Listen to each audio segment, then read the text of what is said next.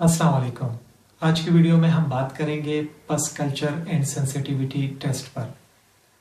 पस कल्चर दरअसल में लेबॉर्ट्री में होने वाला एक टेस्ट है जो कि उस नमूने से लिया जाता है जो कि पस का होता है, जिसे सादा जुबान में पीप कहा जाता है।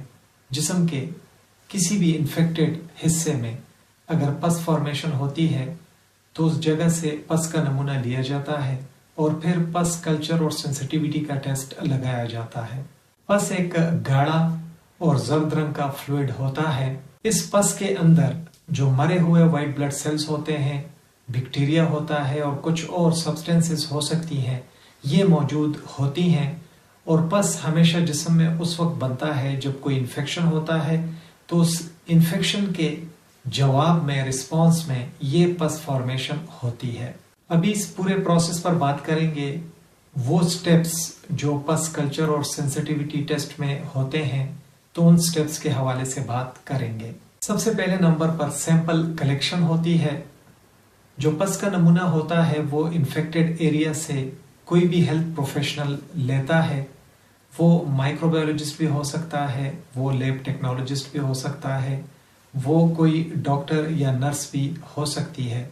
तो इन्फेक्टेड एरिया से पस का नमूना किसी डिस्पोजेबल या स्टेराइल स्वाब की मदद से लिया जाता है या फिर नीडल की मदद से पस का नमूना लिया जाता है। वो आम जगह जिस्म में जहां पर पस फॉर्मेशन बहुत ज्यादा होती है, जहां से पस का नमूना लिया जा सकता है, तो वो कोई जख्म भी हो सकता है, एब्सिस भी हो सकती है, और इसके अलावा कोई इन्फेक्टेड टिश्यू भी हो सकता है जहां से पस का नमूना लिया जाए कल्चर के लिए और सेंसिटिविटी के लिए। इस प्रोसेस में जो दूसरा स्टेप होता है वो कल्चर का होता है, जिसमें पस के नमूने को माइक्रोबायोलॉजी की लेबॉर्ट्री में कल्चर किया जाता है खास किस्म के मीडियास पर। ये खास किस्म के मीडियम होते हैं जो कि माइक्रोबायोलॉजी लेबॉर्ट्री में बनाए जाते हैं और ये इनरिच्ड होते हैं। इनमें जो खुराकी अशिया होती हैं वो मौजूद होती हैं बैक्टीरिया के लिए, फंगस के लिए, जिन पर इन माइक्रो ऑर्गेनिज्म की ग्रोथ बहुत आसानी से हो सकती है अगर कहीं ये माइक्रो ऑर्गेनिजम्स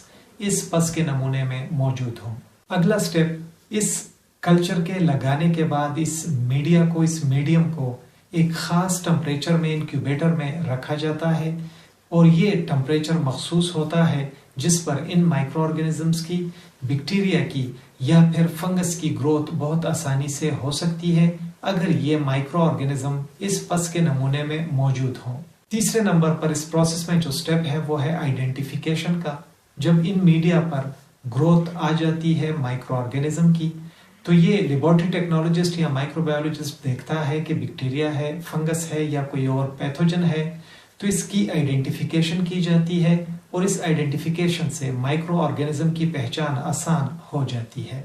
इस आइडेंटिफिकेशन, इस शनाख्त का एक अहम मकसद ये होता है और इससे पहचान हो जाती है कि जो इन्फेक्शन हुआ था, जिस इन्फेक्शन में पस फॉर्मेशन हुई थी, तो ये इन्फेक्शन कौन से माइक्रो ऑर्गेनिज्म की वजह से हुआ था।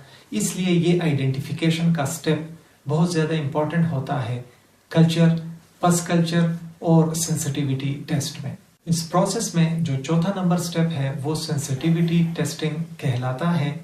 यानी कि जब आइडेंटिफिकेशन हो जाती है माइक्रो ऑर्गेनिज्म की कि ये बैक्टीरिया है कि फंजाई है, तो फिर एंटीबायोटिक डिस्क या एंटी फंगल डिस्क को लगाया जाता है मीडिया पर और फिर इन माइक्रो ऑर्गेनिज्म की सेंसिटिविटी या रेजिस्टेंस को चेक किया जाता है कि इस बैक्टीरिया के खिलाफ कौन सा एंटीबायोटिक सेंसिटिव है यानी कि असर कर सकता है, कौन सा रेजिस्टेंट है जो कि असर नहीं कर सकता, या कौन सा एंटी फंगल सेंसिटिव है या रेजिस्टेंट है इस फंगस के खिलाफ। तो सेंसिटिविटी टेस्टिंग में दरअसल में हम जो अद्वियात होती हैं, जो एंटीबायोटिक्स या एंटी फंगल होते हैं, तो उसकी सेंसिटिविटी और रेजिस्टेंस को चेक कर सकते हैं। तो इस स्टेप में जो कल्चर्ड माइक्रो ऑर्गेनिज्म होता है उसको एक्सपोज कर दिया जाता है एंटीबायोटिक्स के खिलाफ और फिर देखा जाता है कि कौन सा ऐसा एंटीबायोटिक है जो कि मुकम्मल तौर पर बैक्टीरिया को किल कर सकता है, या कौन सा ऐसा एंटीबायोटिक है जो कि इसकी ग्रोथ को स्टॉप कर सकता है। और ये ऐसे चीजें हैं जो कि इन्फेक्शन को रोकने में मदद मुहैया करते हैं, क्योंकि इसी सेंसिटिविटी टेस्टिंग की मदद से हमें जो बेहतरीन एंटीबायोटिक होता है उसका पता चल जाता है। 5वें नंबर पर जो स्टेप है इस प्रोसेस में वो होता है रिपोर्टिंग का। आखिर में लेबोरेटरी की साइड से एक रिपोर्ट जनरेट कर दी जाती है। उस रिपोर्ट में जो कि माइक्रोबायोलॉजी की रिपोर्ट होती है, पस कल्चर और सेंसिटिविटी टेस्ट की रिपोर्ट होती है, उसमें बताया जाता है कि ये इन्फेक्शन किस माइक्रो ऑर्गेनिज्म की वजह से हुआ, gram positive, gram negative bacteria की वजह से हुआ, फंजाई की वजह से हुआ। अगर बैक्टीरिया है तो एंटीबायोटिक उसमें दिखा दी जाती है, बता दी जाती है कि किस एंटीबायोटिक का असर हो रहा है, यानी कि वो सेंसिटिव है, कौन सा एंटीबायोटिक काम नहीं कर सकता जिसको आर या रेजिस्टेंट से शो किया जाता है। तो आसानी से पता चल जाता है रिपोर्ट में माइक्रो ऑर्गेनिज्म का भी और उस एंटीबायोटिक का भी जो अच्छे से असर कर सकती है। तो असल में ये रिपोर्ट मदद मुहैया करती है डॉक्टर्स की, क्लिनिशियंस की, और उनको आसान हो जाता है कि इन्फेक्शन का वो जान सकें कि किस बैक्टीरिया की वजह से हुआ है या किस फंजाई की वजह से हुआ है, और कौन सा ऐसा इलाज है जो मुअस्सर है, जो कि सेंसिटिविटी से उन्हें पता चल जाता है। तो ये असल में इसी मकसद के लिए पस कल्चर होता है, ताकि अद्वियात का भी अच्छे से पता चल सके, उन अद्वियात का जो कि बहुत ज्यादा इफेक्टिव होती हैं।